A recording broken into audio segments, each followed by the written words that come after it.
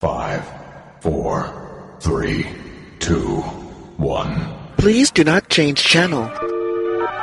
From Krypton Radio, brought to you by Famous Faces and Funnies and Off the Chain with Yvonne Mason, it's the Hanging with Web Show Radio Hour, the Internet's premier pop culture talk radio show. You're tuned in, you're logged on, and now your hosts, GW Pomichter and Christian Basel. Who you hanging with? Hello, World Wide Web. Welcome back to the Hangin' With Web Show. I'm GW Pomichter. I'm Christian Basel. And we are the Hangin' With Web Show. We are hanging with artists, authors, filmmakers, musicians, cosplayers, three homeless guys. Everything's here at MegaCon 2018. Couple of chickens. Where were you, Colonel Sanders? I was fat. You didn't see that? No. They were very artistic chickens. That's in the next episode. That's right. Every joke that came to my head is dirty, so we're going to skip that. So we're here on the floor of MegaCon 2018, and we're hanging with artist Marta Witt. Marta, thanks for hanging with us. Thanks for having me. We don't have a lot of space, so Chris, yeah, that's the best we could do for our counterpart. Okay. That's right. Well, never mind. See that? Yeah. Just chilling, you know. I'm sorry, they couldn't do it in the hotel room or the... We tried, you know. So, Marta, let's talk about art. Sure. I don't know anything about art. Tell me about art. You know nothing about art? I know nothing about Well, So a couple hundred interviews in. He's a couple hundred interviews. You know. Well, you know, here's the thing. Interview subjects are like young ladies. Okay. If you start listening, everyone expects it in the future. So, wow, I am never going to be allowed to go to my front door. I'll be over here if you how need long me. have you been? We're going to go over here. How long have you been an artist, Marta? Oh, wow. That dates back to when I was a little lady. Maybe about 3 years old. I remember drawing stick figures. You a pencil and you were like, I'm an artist. That's it. Well, I was slightly obsessed with like fairy tales. So I remember my mom reading me Cinderella and like all the Disney fairy tales and things like that. And I loved the carriage and I loved horses at the time. Really liked horses. So I just started penciling and stick figure horses with, like, you know, tails in the mane. And I'm like, okay, I kind of like this. Which is exactly what I'm capable of drawing now. Stick figures, they're not easy. No, they're not easy. See? You could take some light out and go behind somebody's car and make their entire family. Straight lines. Yeah, straight lines are hard. Yeah. Straight lines are hard. It is. But yeah, been drawing a lot. Okay, so we had a great piece over here. Oh, well, yeah, thanks. This is fantastic. What is this on? This is actually on metal. It's printed on metal. I've never done that before with any of my prints, but I wanted to see what that would look like, and it kind of brought out the color. Yeah, so they really do. I'm actually really happy with it. Really pops really good. Yeah. And we take it you're at MegaCon, so we're going to assume you're a comic fan. And yes. But primarily MCU and all Marvel things. I really enjoy Marvel. What medium do you prefer to work in? Do you Graphite, pencil. Graphite, really? Mm-hmm. Okay. I'm a traditional pencil and basically any type of paper. And then we scan it in. And add a few embellishments. Okay. Yeah. You're the second artist we've had in the chair that has. You seem to have a penchant for limited color. Yes. For using color very specifically. Yes. What draws you to doing that specifically? What is it about your art? I personally love pencil. It's my favorite medium. I've worked in other mediums too, but pencil just draws. Here, and so you're using it draws me in. I punched the color in just for the eyes, just because I thought it was kind of neat, and I like that one hint of color. Now, how did you choose the faces that got blended? The pairings, you mean? Yeah. Well, have you seen the movie? I don't want to give away spoilers. Spoilers from here on. We're going to let just in the wind. Okay. Yeah, how did you... It depends. Usually I'll look at the characters and see... It looks like, to me, it's somebody who lost somebody. Some of them are like that, or there's a significant side to a character that's more intriguing, or like Nebula, for instance, has that metallic eye. Yeah. So I'm like, okay, if I draw that side, so if I pair her up with a sister, then that's the side I pick. Very cool. Yeah. Okay, these guys, they didn't have a good time at all. This whole they did not. They really didn't. Had a bad day. No, and pretty much half of those guys. some survivors. It was sad. Yeah. It's sad. Oh, that really? You had to do that? I had to. You had to, really? I had to. Now, I mean, we're going to spin that. We're going to try to grab a picture of that and spin it up. And yes, it was. Best, I'm going to say it out loud for... You could have put Cable in the middle. Best death scene in Hollywood in the last... Oh my God, by far. By far. Like weeping. You look everywhere, everyone's just everyone was weeping. just pouring it out. I hope we're not spoiling the movie for you. I know. I hope everyone's seen it by now. Just big props to Tom Holland for bringing a performance. Amazing. We all knew that there were going to be, major... Quite a few changes. Yeah. But to know ahead of time where you're going and to start seeing it happen and then to have an actor bring a performance that can, without surprising you, it's coming. Right. You can still bring you to portray tears. that. Yeah. Oh my God. That's It amazing. literally was the best. Yeah. The best. Your favorite Marvel characters to work on? I mean, this is an ensemble piece. What is your favorite? Favorite? I'm a Cap. Team Cap all the way. Team Cap all the way? Team Cap all the way. I love my captain. Sage was fist pumping in the back. We're all Team Cap here, so... Are you? Yes. Oh, I don't awesome. know. I don't know about Christian. We haven't asked him yet. I don't know. Are you a Tony? We won't go there. I love Tony. Well, we know typically, Christian, we know or is he the Thanos side? I like Robert Downey Jr. That makes Deadpool. sense. That's the Cable reference, which I haven't just seen, a couple days ago, which is also really good. Do you have a piece that you are most fond of, or that fans and people coming up to are most fond of? Something that sold better than anything else, or? In the past, this is actually my fifth MegaCon convention that I've done. Oh, wow. I know. It's like time flew by crazy. Sam and Dean's Supernatural has been like selling out like crazy. Those are very pretty men, that's why. They are pretty Don't men. judge, I don't won't lie. judge. Don't judge. My boyfriend knows. We actually watched the show together, so The ladies know. I'm I'm just saying. Sam and Dean. The ladies know Sam and Dean. What are you going to do? And it's funny because I hadn't watched the show at all. Look, I'm a guy. And you're I'm A, admitting that they're pretty men, and B, the car. Well, the car. Yeah, I mean, come on. Yeah, when I started working The at these AC's not working here anymore. Just out warm. No. The internet wants to know. The internet wants to know. Yes. This season, We just asked on him. Supernatural, as we're counting down, we saw the animated episode. Okay. Where Sam and Dean dive into Scooby-Doo's universe. Can we expect a Marta Whip piece from this?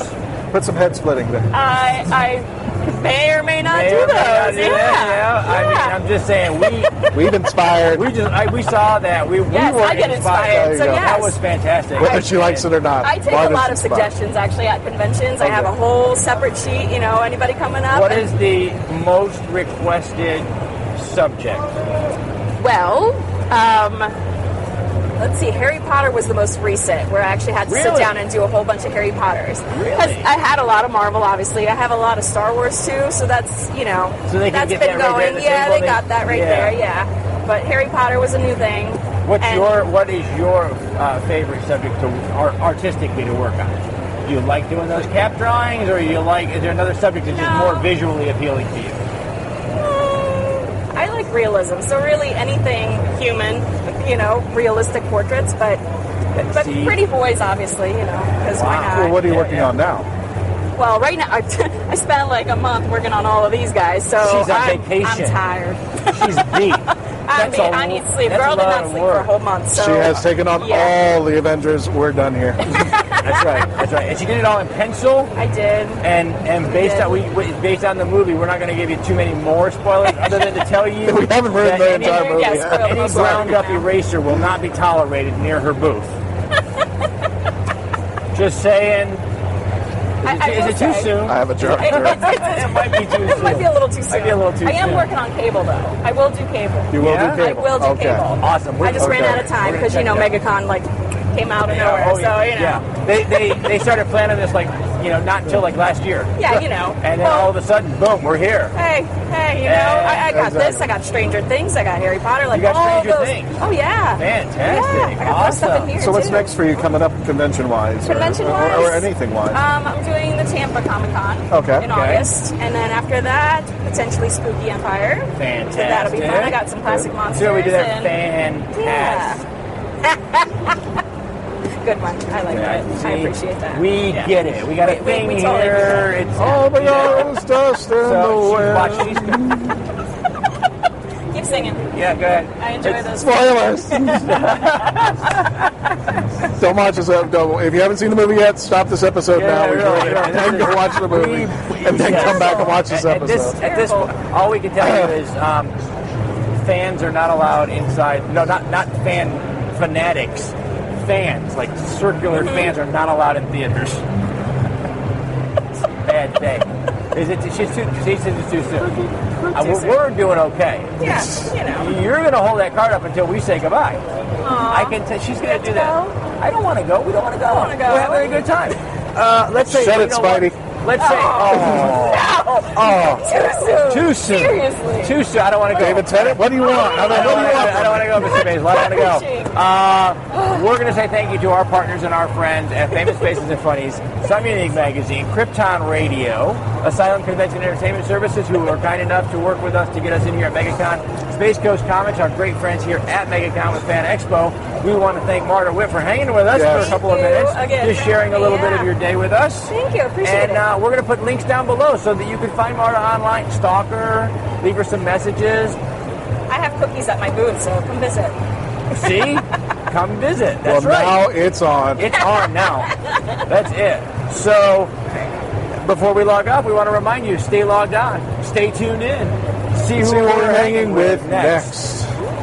Hi, I'm Cosplay Michael with the Hangin' with Web Show, and you're listening to Krypton Radio. And remember, cosplay's for everyone. From author Julie Morgan comes this epic erotic fantasy, The Concubine and Her Vampires. Olivia Martin's sole purpose as a blood demon was to be little more than a blood bag to a vampire master. Then came Jared and his 4 brothers. Now at the center of her own vampire harem, need, lust, and blood drive Olivia further into a life she never considered possible. The Concubine and Her Vampires by Julie Morgan is available now on Amazon.com. Famous Faces and Funnies in Melbourne, Florida is leading the way in pop culture fun. From comic books and graphic novels to Funko Pops and collector's items, Famous Faces and Funnies has it all. Rick Shea and the professional team at Famous Faces and Funnies are friendly and knowledgeable. Whether you're looking for toys, props, collector treasures, or a new comic book,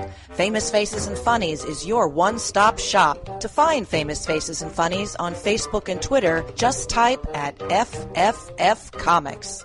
Hello, World Wide Web, and everybody out at MegaCon. Welcome to the Hangin' with Web Show. I'm GW Pomichter. I'm Christian Basel.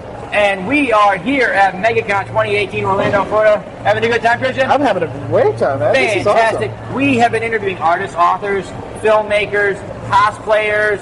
Christian interviewed some girl in the hallway. We don't know who she is. I'm not sure how that worked out. We're not going there. Anyway. But I did. We're here right now, and in the chair, we're hanging with Andrea Molinari. Andrea, thanks for hanging with us, man. And comic artist Kyle Huston. Kyle, thanks for coming over, man. No problem. All right, guys. So, you are the creator of the Shepard, and it's your art. Yes. You're the creator, you're the artist. Yep. Okay. And it was a father-son team with Roberto Molinari, his son, as well as Andrea. Wow. And I'm one of the featured artists, but it was a whole collaboration. The comic book features the work of 4 artists, each one basically doing the perspective of a different character. That's fantastic. Yeah, it was an amazing project to be a part of. That's a very cool way to collaborate. Yeah, it is to break those characters down like that. So tell us, give us like, sort of the sales pitch for the Shepard. Tell us about the Shepard. Okay, the Shepard is a supernatural thriller. Straight up from the beginning, it's a ghost story. Okay. The oldest son of a family dies of a drug overdose. The family is shattered, as you would expect. In the wake of the funeral, the father begins to hear his son calling out to him from the other side. Something's gone terribly wrong. The son has not transitioned as he should in the afterlife. In his desperation, the father decides to take his own life and go after his son into the afterlife to try to save him. And that is basically, at the end of chapter 1, the 2 main characters are dead. You dream dark, brother. Absolutely. Wow. As a dad, I'm telling you, you had me at son. And it's a father and son collaboration. It is. Yeah. I dreamed about my son, and when I woke up, it took me 2 days to get over the dream, the nightmare, to be able to tell him about it. And when I did, he was determined that it was going to become a book. Wow. And so we ended up, after a long argumentation, we ended up working together to write up the story. It's a dad. He says, I want to do this book. I want to do this thing. And the dad in you just kind of says, I don't want to revisit that dream. His whole reaction was, the idea was cool. And I'm like, this is not cool. Yeah, There's nothing cool about you dying of a drug overdose. It's like the opposite of cool. That's right. All the cool things that happen, that's not one of them. This is not something you have at the family dinner. I need to tell you something. Let's tell a comic story. Exactly. Wow. So by the chapter 1, the two main characters are in the afterlife, and that is really where the story takes place. Eventually, the father will in fact find the son. I'm not going to go into details, but that's where we get to the second volume that Kyle is worked on us with, and it's called The Path of Souls. And basically what ends up happening with the shepherd and his son is they work with souls that have suffered some kind of trauma. So you've taken the afterlife and created a worldscape. Absolutely. That is the afterlife. Absolutely. So and all of our fantasy fans, all those guys out there, if you like things that take place in an alternate world, with The Hobbit or whatever, this really is a ghost story and a fantasy at the same time, because you've created a worldscape for these guys to navigate through. Absolutely. Now, how many issues are involved? Well, the one that Kyle worked on, there are 6 issues in that story. Okay. It's 183 pages, so there's a couple of the issues that are like 40 pages. So these are big chunks of story. And basically, what Kyle and I worked on with the Path of Souls was basically envisioning a hospital in the afterlife that worked with soldiers that were suffering from post-traumatic stress. Okay. And because my wife works for the VA. I was going to say, is there a difficult to talk about issue that you didn't tackle? We seem to do that. I mean, you got dad issues when you have the kid dies of an overdose, and drug issues. You've got suicide issues. Dad's going to the afterlife. Exactly. Now you've got PTSD. Right. How long have you guys been off your meds? You guys are great at Thanksgiving. I'm really wow. No, but we've been making light, but at the same time, these are pretty heavy issues. Yeah, they are. Whereas the first volume is essentially a revenge story where the father's going out for those who kill his son. The second one, to be very clear, the heart of the story is kind of a treatise on PTSD. It's really about the warfare and the trauma suffered by soldiers in warfare. Yeah, so that's what we're working with. What inspired you guys to bring that? Well, that's what I was saying is that my wife works for the VA. Okay. And she does post-traumatic stress counseling. In fact, she and several of her colleagues founded a foundation outside of Tampa in Odessa, Florida. It's called Warrior Mission at Ease, and it's at Quantum Leap Fund. And they do weekend retreats free for veterans suffering from post-traumatic stress. Wow, that's fantastic. So I'm hearing about that all the time. We want to drop that link down below. We want you guys to go over and support that great cause. Thank you. As a veteran myself, I know how important it is. Sadly, we lose, I think they said it's down, which is still a horrible number. We lose 21 brothers a day. Yeah. And it's too many. It's way One is too many. One is too many. 21 is just...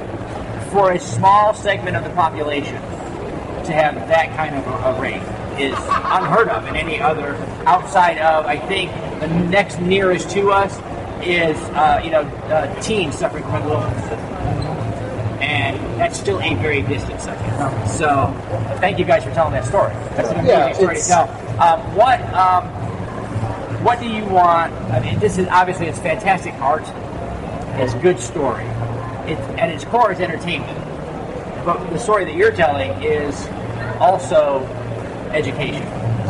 Yeah. What's the takeaway? What do you hope readers and comic lovers take away from these stories? That the trauma from warfare can come in different forms. We have 4 different veterans that we focus on over the course of those 6 issues, and each has a personal, unique story to tell about how they got there. And just being able to talk more about PTSD, because for the majority of history, it hasn't even been a thing. There's been a name for it in every conflict, and it's never shell been shock. In the Vietnam era, my dad was diagnosed with what was an undescribed nervous disorder, right, from being on a Navy ship in the Tonkin Gulf. listening to shells just outside the... If I remember correctly, George Carlin had a bit about this where it started as shell shock, and as years progressed, they tried to... And it's taken a long time. They kind of softened the blow as far as we've been able to understand it better. And that's basically what we hope to accomplish with this comic, is that it's just one more entry point for someone who isn't familiar with that, with PTSD, with the trauma of warfare, that they can somehow glimpse it. And the first story, very personal story for you, but a lot of fun for your son. Get to mess with Dad's head, great things, right? This next series, is a very deep issue. Is that something that's very personal for you as well? Very much so. My father grew up in Italy during World War II, and he was in Genoa, which is in the north, that never fell to the Allies. And Genoa was a major naval port, so they were bombarded all the time. Years after the fact, he came back to the city, and he passed a door frame, and my brother, I was not there, but my younger brother was. He said he began to tremble, and he reached out and touched the door frame, and it took him a while to get my father to say what it was, but there had been a last-minute air raid, and my father had taken shelter as a little boy in that door frame, and he said he could see the British Spitfires coming in as they were strafing, and he could see the face of the pilot, and he thought he was going to die in that door. And 40, 50 years later, that door frame had that kind of power over him. Deep stories. Very deep stories. Okay. And understand we're not afraid to do a gut punch. Absolutely. No doubt.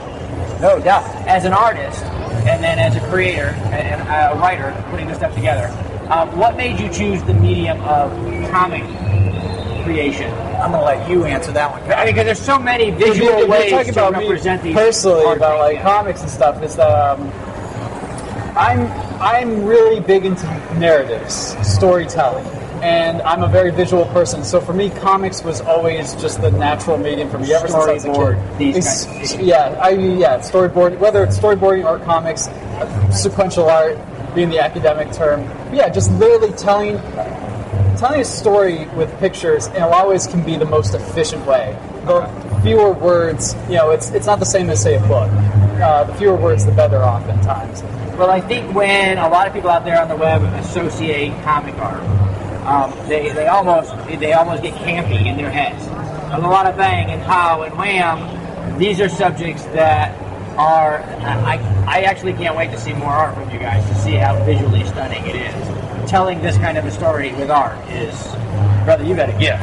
That's amazing. He does. He's going to be working for the big guys someday. I've told him from the beginning. Guys, he's waiting. I have told him from the beginning. Not until after this series is done, we want this, because he'll be hauling down the big money from the big guys. So, but he is a gifted artist, and not only that, but he's a good human being. And the dialogue that we've had in the process. Have you enjoyed writing and creating in a short form as opposed to long form novelization and things I've like that? done both, so I can tell you that I really love the graphic novels as the format.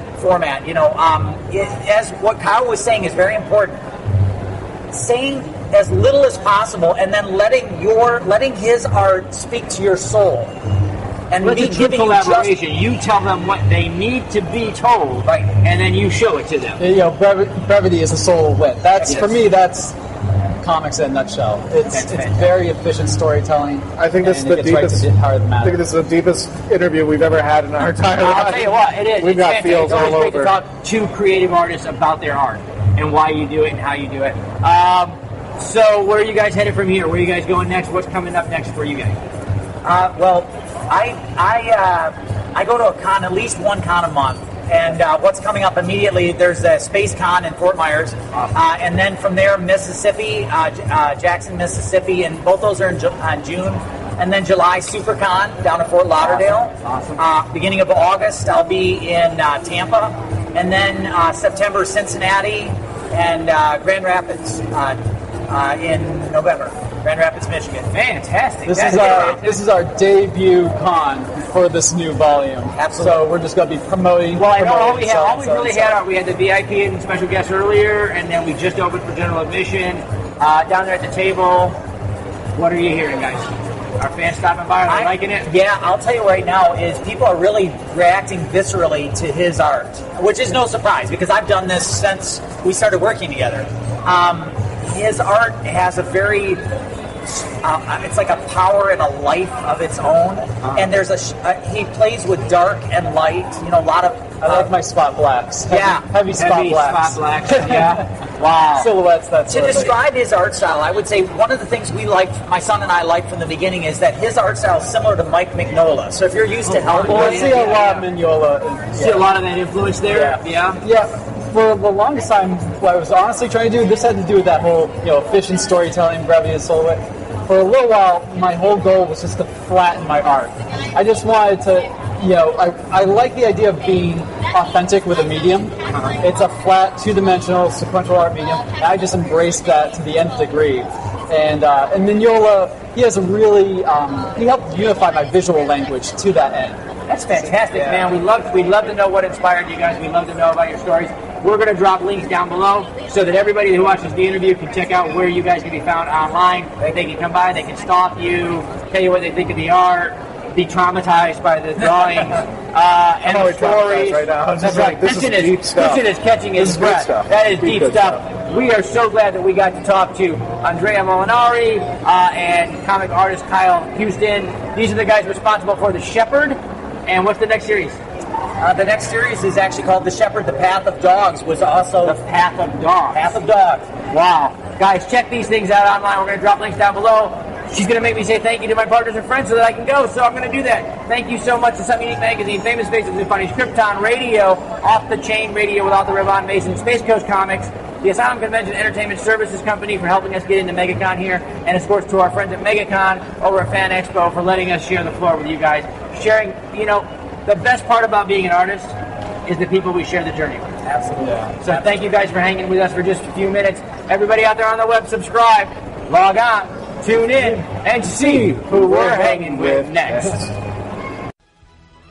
Greetings, true believers. This is absolutely, positively not Stan Lee, reminding you that you are listening to Krypton Radio. Krypton? That's the other guys. It's sci-fi for your Wi-Fi. Excelsior! From author R. Kyle Hanna comes The Jake Cutter Conspiracy. How far would you go to clear your name? Jake Cutter, convicted of a crime he didn't commit, is plunged into a battle for survival in the notorious Kleenex prison. Tormented by his captors and haunted by his past, for Cutter, it's all about revenge. R. Kyle Hanna's The Jake Cutter Conspiracy. Get it now on Amazon.com. Hello, World Wide Web. Welcome back to the Hangin' With Web Show. I'm GW Pomichter. Thanks for logging on and tuning in. If you haven't done it yet, please go down and hit subscribe. Maybe click the little blue button. Get notified when we have new artists, authors, filmmakers, musicians, creators of all kinds.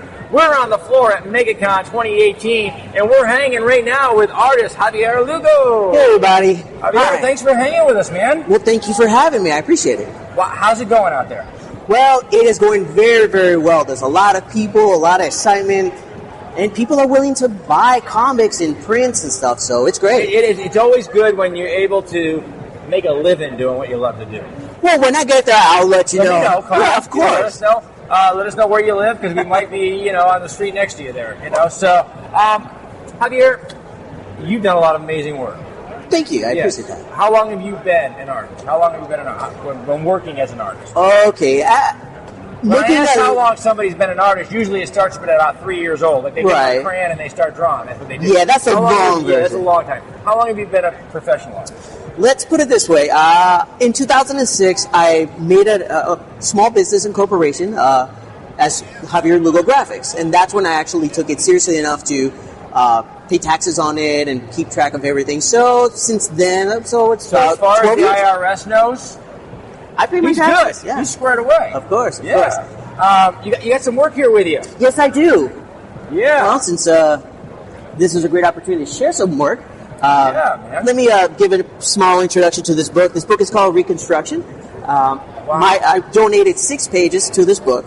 It's an anthology of sorts. Stories about survival from the hurricane and the recovery, and how people are still struggling to bring things back the way they should be. My art is on page 99, and it was a pleasure to be involved in this. That is fantastic. I have a small story about this. Please. Somebody reached out to me on Twitter and said, hey, would you like to donate some art for a book that's going to donate all the proceeds to help people in the island? I said, sure, why not? No mention was made of it actually involving superheroes from DC Comics. So I thought I was just doing, the kind humanitarian thing and, good karma and everything else. And I poured my heart into some of these pages and, then it was announced that, wow, actually the designer Edgar Miranda Rodriguez involved Dan Didio in this project and got permission to use DC superheroes in a non-DC published book. I haven't heard of that. That's incredible. And then suddenly I'm thinking, wait a minute, my artwork is somehow going to be in the same book as Superman, Batman, Wonder Woman? I mean, these are worldwide recognized characters. Yeah. And I'm thinking, hey, this is every collector out there that likes these characters is going to want a copy eventually. Yeah. And that means they'll get to know me too through my art. Which is fantastic, right? It's the most wonderful thing that's happened to me this year. Hi, Patty. I just want to make sure you know it wasn't my lifetime. It's this year. What's fantastic about that is that it shows this community, the arts community, what good things happen when this community comes together to give, to do something well. When you get artists together and you're able to get a company like DC Comics to say, you know what, this is a worthy cause, this is something worthwhile, and yes, you can use those characters, and yes, you can have this fun, and then you get the rest of the arts community to come together and say, yeah, we'll do a page. Yes. When we come together, there's nothing this community can do, and we all rise together when that happens. And it's an amazing stroke of luck to be able to say I'm a part of this movement, a part of this wave, and of course, we all want to thank DC Comics and Dan Didio and I believe Kailani Lugo, no relations, and for if making you are this happen. related, he's waiting for his check. No, I'm not. I just like to meet you. That's all. Just shake a hand. That's right. Yeah, I'm not that kind of family member. You know what I mean? Not that guy. He's not that guy. That's the other one. And for the projects like these, you do have to set aside your ego. You have to do it for the greater cause, and it's not very often that somebody personally asks you, I want you to sacrifice of yourself for something greater than you. Yeah. So I was honored to be asked, considering that, I just do independent comics, to do something like this, and tremendously honored to have this book in existence. That's an amazing project, and thank you for giving of yourself to do that. That's amazing. Sure, and I'd like to say right now, if there's another one of these, I want in. Call. He's waiting. Not right now. We're on the air. Don't call now. That's rude. Javier, what are you working on right now for you? What are you working on right now? Big projects? Anything coming up? Yes, I have several projects in the works. Some of them are completed, just waiting for the final faces. Let me run down a list of them. Okay, number one, Bobby Fulton and the Fantastics. I drew the book. It's on Kickstarter right now. It's got about 8 days left. Fantastic. We're going to put those links down below, guys, so you can check those out. Please, appreciate the support. Let's see. I am contributing art to FemForce, a publication from AC Comics based out of Florida. It's a all-female superhero group. So I get to draw ladies all the time fighting and punching and stuff. And it's a rough life. Yeah. What are you going to do? Yeah. See, those are the kind of projects I can draw in the daytime. I'm not ashamed of it. I like drawing this stuff. That's right. So let me see. That's that one. Of course, Reconstruction is already completed. I also have a book called 30AZ. Just finished it. Just got it published. Just got the books this week. So thank you, Brandon Keat, for getting the books over to me. It's a zombie story, but it takes place 30 years after the apocalypse, as we've adapted. Yes. In a way, the setup is that people have gone to the ancient traditions of Native American Indians, as a way of creating a community out of all the survivors. That's an interesting take, because so much of what we see in the zombie universe, any kind of post-apocalyptic universe, is dire and it's survival mode. We don't often take the time to think about 30, 40, 50 years later, how we would evolve as a culture. Right. And we come out of survival mode into a new way of life mode, a new normal. You sound exactly like the author, because that's exactly his concern. Every time he sees a movie, it's like, okay, so it's when it happened, or right before, or right after. This is how do we not rebuild, but how do we survive long term? The human animal is just that, it's a survivor. We've been here on this rock for 1 million years in multiple iterations.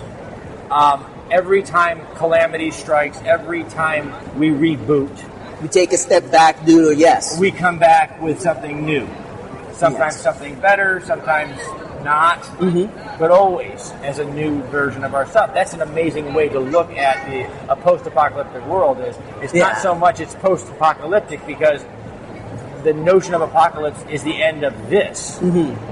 But the end of this is always the beginning of something new. Yeah, most of our end times beliefs are we'll make it through. Not that it's going to completely stop and we're done. Unless you believe in the asteroid's going to wipe us out. But asteroids tried a couple of times. Earth survived. We're still here. Exactly. The planet's still here. We're still here. Yeah. I mean, Nibiru, it doesn't exist anymore, but we're still here. We're still here. Yeah. So we're hanging it. So as an artist, you're also a fan. Absolutely. Absolutely. Favorite hero or villain, or both? Okay. I have two favorites. Okay. Conan the Barbarian. Awesome. It's my go-to answer, but he's not a superhero. And that's why I like him. I think he's in the fantasy realm. Conan could also be almost be considered sort of the ultimate anti-hero. In that it's a reluctant hero, the same as all of our modern anti-heroes, which makes him really cool. And of course, the fantasy universe of Conan is just amazing. It is. It is a Lovecraftian type of encounters that he has with creatures and beings that have been around for a whole bunch of time, that they're on their way out, and he's the one that with sinew and steel is able to they quite literally defend planet Earth.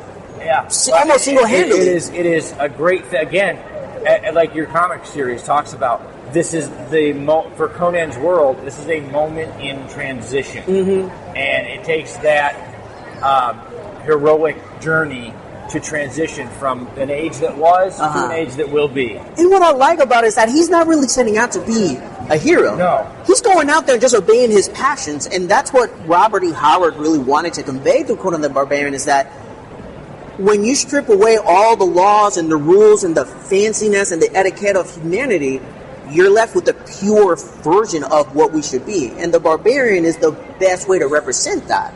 I think there's a quote that says, where he says, you know what, civilized men can get away with a lot of behaviors because they're never worried about insulting anybody. Because if you were insulting a barbarian, I'd just chop your head off. There you go. You learn how to respect people.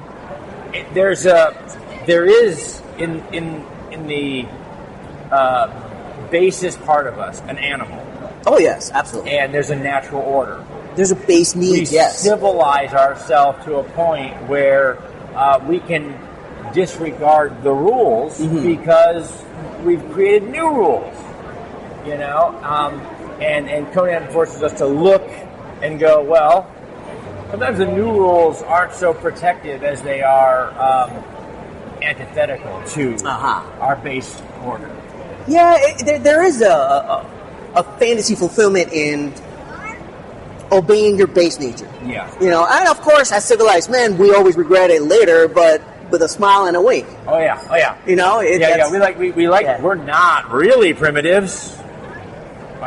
Unless we are, and then hey, it takes, electricity goes out, we go. Guys, we've been hanging with Javier Lugo. What? We've got to wrap it up. That card that she holds up, she does that. Wow. She's in the middle of a conversation. She does it. It's We're going awesome. to say thank you to our partners and our friends at Asylum Convention Entertainment Services, Space Coast Comics, Krypton Radio, Off the Chain Radio with Yvonne Mason, Famous Faces and Funnies, and Something Unique Magazine. These are the people who share these videos and these creators all over the World Wide Web. Well, thank you. Thank you so much for doing that. We're here at MegaCon 2018. We've been hanging with artist Javier Lugo. Remember, everybody, subscribe, log on, tune in, see who we're hanging with next. Channeling the Mothership is an exciting journey into the higher mysteries. Certified psychic medium and clairvoyant Jerry McDaniel's readings, writings, and messages have been received by thousands of people in more than 45 countries. These messages have been obtained by channeling his higher self. How does he do it? Is it a blessing or a curse? And what lay beyond the reach of your five senses? These mysteries and so much more are examined in this explosive book, Channeling the Mothership. Explore the mysteries of the spiritual and the metaphysical. Channeling the Mothership by author Jerry McDaniel. Available on Amazon.com today. Discarded by Michael J. Allen.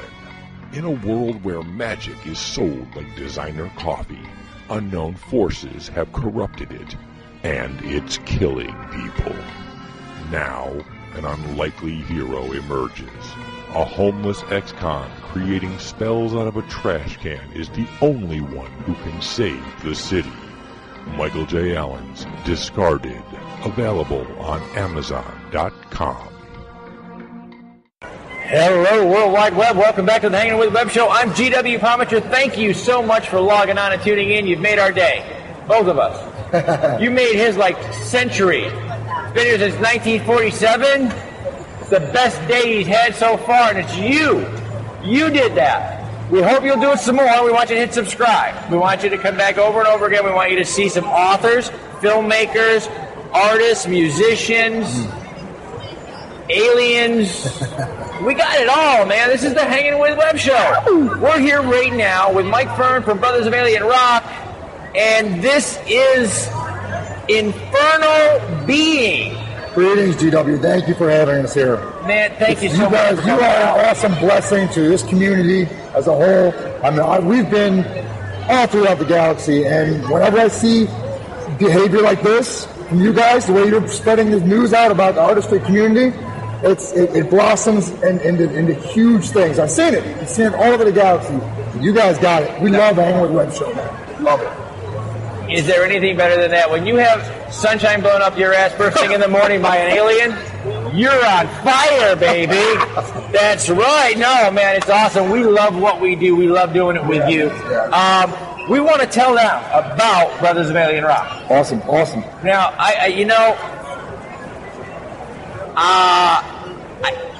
I'm not that old, obviously. You're chicken, man. 23 next week. It'll be all right. Started drinking. Yep. So, but in my career, I've seen a lot of entertainment acts. I've seen a lot of bands. I've seen a lot of people come and go. You guys have got one of the most unique presences, and it's more than just the music. It's an all-out performance. We caught you last night at the after party for a little while. We've seen you before. Yeah, sure. We were all at Sci-Fi Bartow together watching. That's right. That's correct. Yeah. What inspired this? How it's hard to perform, and you guys are not. You guys are not like the local coffee shop, sitarists. Right, okay, right. You guys are bringing it, and you're bringing it in full. Regalia, man. Right down to the space jumpsuits and everything. Yeah, I didn't have those today, but 14 minutes on this set, I'm sweating. You guys are doing hour sets. Yeah, hours and hours. All day yesterday. You're sitting around one day and you said to the guys, the music is great. Let's go out and get some alien gear. That'll be fun. Well, I tell you, to be completely honest, there's a dichotomy here. There's two stories here. One is from hopefully you can cut the end. It's stumbling out. Never. Yeah, never. That's got a fast part, man. Two-part story. One part is from the viewpoint of Mike Fern, the roadie, who is, as aliens, we were designated one roadie each. So, me as Infernal Being, I was designated with Mike Fern. Anyways, we have one story. Yeah, right, one story there. And we have the Brothers of Alien Rock story, how they came to meet each other. The Mike Fern story is, when we started the band, it was really just two guys. And it was just two guys. And at that point in their careers, speaking as Mike Fern, it was tough because we're coming around a point with music where it's either there's so much focus put on your image. And I was thinking at that time, the focus, I didn't really want to be on me. I wanted to be on the music. That was the whole idea. It really was in the beginning, and it wasn't this. It was just something very simple. It was like something to take Mike out of it and insert the music. Yeah, I didn't want any like extra stuff. In fact, the first show we had drummer Dave, who's Elite Craft. He had just a shirt that said drummer on it, a little mask, a little tiny, kind of a masquerade thing. I had guitarist and then bassist on the back because I had it was just us two. Oh, you ready to speak? You're good. And I had one jack going onto a bass rig, another jack going to a guitar rig, so I had the full like kind of local H royal blood kind of deal. Can you play with? I can. It takes a little bit, but lately we haven't been able to do that. Yeah. we kind of morphed. The atmosphere does wonders for us, and we kind of start looking more like your hands. Yeah, it's amazing. But anyways, that started with about really taking the emphasis of the face of the Hooper thing and just put it on the music. But then over time, it morphed and became. I don't know. It wasn't like, guys, this is what we're doing. It's just kind of morphed over a couple of years. We don't think about it often, but a musician at his core, like the rest of us in the arts, is a storyteller. Right. Whether you're telling your story through the song or through the performance, you're still a storyteller. That's right. Which one of you guys has got the warped imagination that said, okay, we're telling a story and we want to take out our faces, but the story we're going to tell is going to be the story of Inferno Being and his crew. Yeah. That's incredibly creative. Well, thank you. And I'll tell you where that all came from. For me as a child, I've always been, Star Wars blew it out for me, like a lot of us here. But I was there, very young, standing in line for miles, those lines were for the first Star Wars movie. And it just kind of, kept steamrolling from there. And my father was a huge influence on me. He was also an actor. He did many things, but he really loved the arts. And he was all into film, and I shot things with him. He wrote stories also. That's really where I get it from. And I really was engrossed with that when I was a child, all the way up to now. That's the storytelling part of it. The other part of it is I grow to love to research things too. And in researching otherworldly things, it's kind of like in sci-fi, and then it kind of splinters off. The beautiful thing about this community, the science fiction community, is you have sci-fi and sci-fact. Yeah. And these things, they're not on parallel courses, but it's kind of like a sound wave. It's up and they just diverge and then they come back together. That's correct, yeah. And in the research... influences the art. Yeah. You know what I mean? And sometimes vice versa. But yeah, so that was kind of where, personally, where that all kind of comes from. But the story did grow into the idea of this is, you mentioned Roswell, 1947. The idea behind this would be, I think we have a note over here. She does that. We just ignore her most of the time. If I start listening to them once, then I have to listen to them all the time.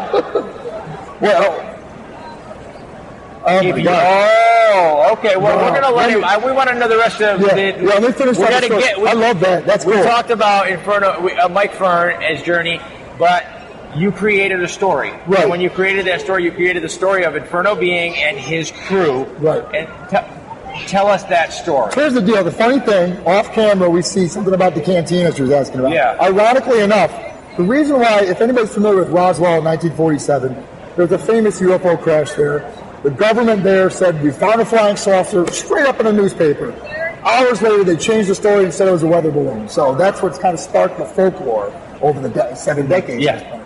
So, now what happened before that, here's the fun story, is that we were with a bunch of other aliens, and some alien rock bands. They're all actually in Orlando, other alien rock bands, like the Killer Robots from Outer Space, Moonmen from Mars. Last year, we had an alien summit. The little mini-con thing. I remember that. That's right. California, yeah. That's right. And now we commemorated the 70th anniversary of Roswell, the crash.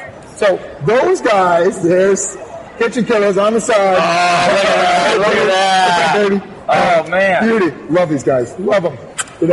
Hey, guys, we're rocking it out here. We're hanging with Brothers of Alien Rock, repping out the Kitchen Killers here. Look. If y'all been watching the show for 3.5 years, y'all will know I have never not worn a button-down shirt. Ever. until today. But it's so fresh. Because I was too exhausted to button a shirt, and it was Billy's fault. So the reason we met all is a place of convergence that happened. It's called the Planet Cantina, because that planet is just one bar. It's the entire planet is a bar. I know guys that would kill for that planet. Amazing. So we were hanging with there. That's where one of the Greys, because the Greys are kind of a sketchy bunch. They booze it up. They're doing all sorts of stuff. The shots were thrown. Somebody said about somebody's mother. And anyways, they ran off, stole a ship, ran off with one of the saucers, and one of the guys said to me, "God, we got to get those guys." So basically, 3 saucers left Cantina, ended up crashing through the wormhole, went to Roswell. 3 points of contact happened. This is where the fact mixes in. 3 points of contact in Roswell. There were 3 crash landings that happened. 2 of them were recovered by the government, never talked about, sort of. And the other one was the 3rd one, actually in Corona, which is a little bit northwest of Roswell, 40 miles.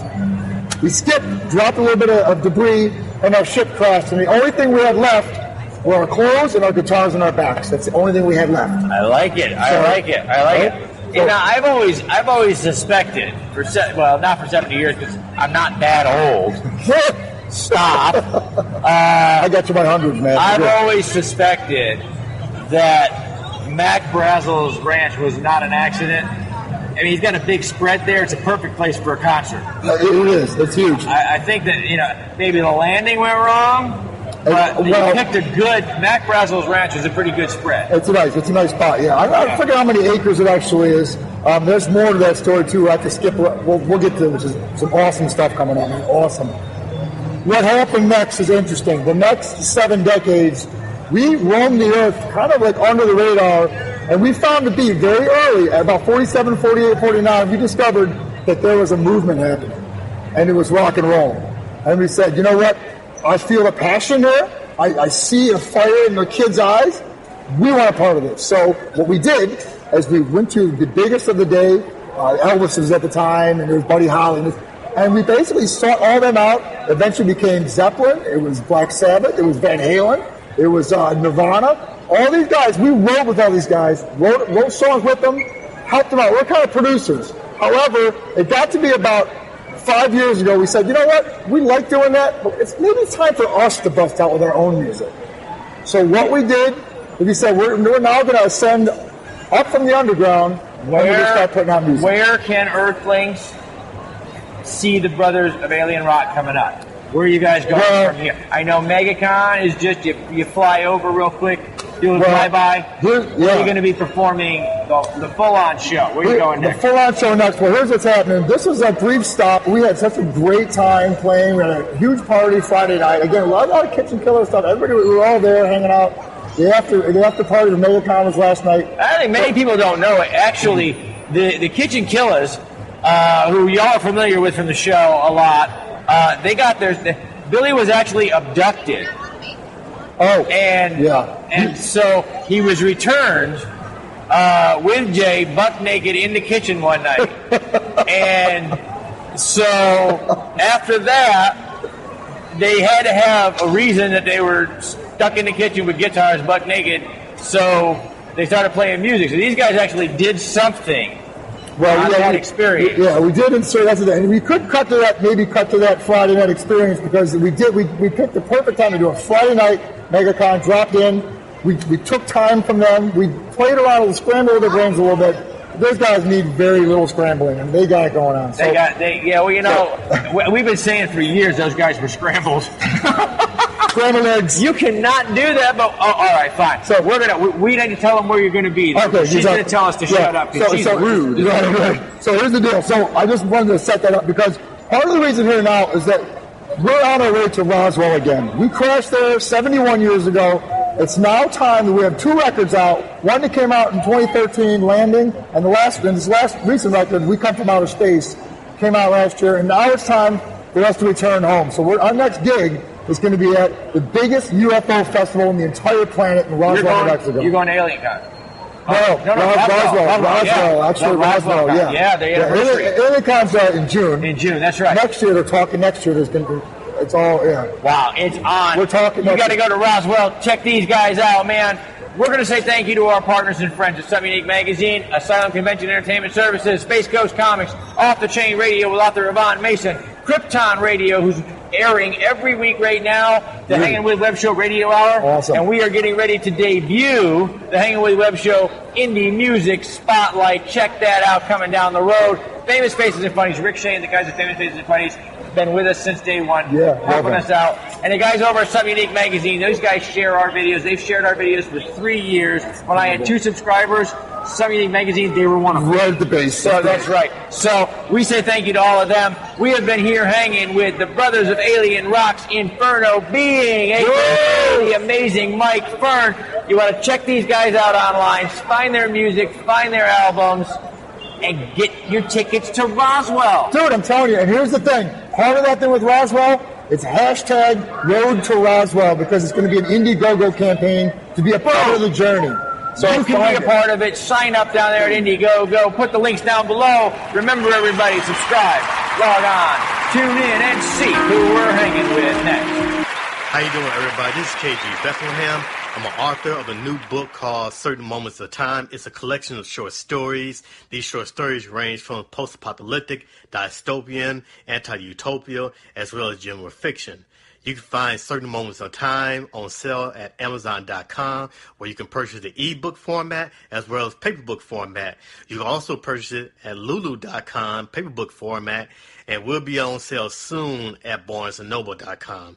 Well, we are here with Claudia Christian, the actress, author of Babylon Confidential, here at the Wordfire Press booth. Yes. Claudia, how's Pensacola going for you so far? I just got here this morning, so awesome. I have seen nothing but the interior of the signing room, and now this room. So wow. I did briefly see the hotel room. I did take a shower. Just long enough to kind of settle in. Yeah. Well, that's a good thing. It's a good thing. It's going to be around a lot. It's a very uncommon thing because it's conventions. You don't really need to shower, do you? No. There's a certain must about There's the convention must. Yeah. We call it convention crud. Actually, convention crud. Okay, good. But I'm clean. So well, very good. Yes. Then awesome. So a little bit about Babylon Confidential. I know you're here. Babylon Confidential is a memoir of my Hollywood career, and it's also about addiction. It's about alcohol use disorder. And it's I'm an advocate of a treatment called the Sinclair Method, and I run a nonprofit called the C3 Foundation. And so it's a combination of 30-plus years in Hollywood and plus what happened to me, and how I found this treatment in 2009, and how I now advocate for it and help people with it. It's a giant journey. Yeah, and well, you also have the film, One Little Pill. I do have One Little Pill, the documentary, and I actually screened it last night at a medical convention. Wow. It went over very well, so that was really exciting. That is really great. Yeah, I'm now going to like low-dose naltrexone conventions. Very strange. I go from a medical convention talking about low-dose naltrexone, 4.5 milligrams, and then I come here and I'm like, Babylon 5. You know, it's a weird world living betwixt the two, I tell you. It's got to be, and the convention. You've been going to convention a long time. Don't say that. Well, not now. No, okay. Given your relative youth. That's better. Thank you very much. No, actually, when Babylon 5 was on before you were born in 1994 to 1999. Oh, I like her so much. And, I'm actually a huge fan. When you were about that big when we were on. Okay. So yes, it's I've been going to conventions since 1994, 95. And how so far? It's I saw a Dalek before I had a cup of coffee, so it's been a good morning. That's fantastic. Well, we wish you the luck, and thank you for taking Hey, but I also have to say I have a big sci-fi novel coming out. You do? Yes, from Tor. Yes, and it's called Wolf's Empire. Wolf's Empire. Yes, and it's coming out on June 17th, I think. June 17th, Wolf's Empire. Yes, I think it's now. I'm a little jet lagged, so I think it's June 17th. Yes, actually, you are, man. I know these. Everybody's lined up to grab your autograph. Oh yeah, they're all here for me, just me, not for any of these other. Not these hugely famous New York Times best-selling authors. Well, Kevin's back with him. Carolyn's over here somewhere. That guy David, that guy David. Yeah, David. So, but thanks for hanging with us, buddy. We really appreciate it. Thanks for the kind words. Oh, me. Believe me. Thank you for the interview. World Wide Web, we are here with Claudia Christian at Pensacon. If you're in the area, come on by and grab a copy of Babylon Confidential or any of the great Wordfire Press books and get them signed by the authors right here at the booth. We will see you there. Tune in, log in, and see who we're hanging with next.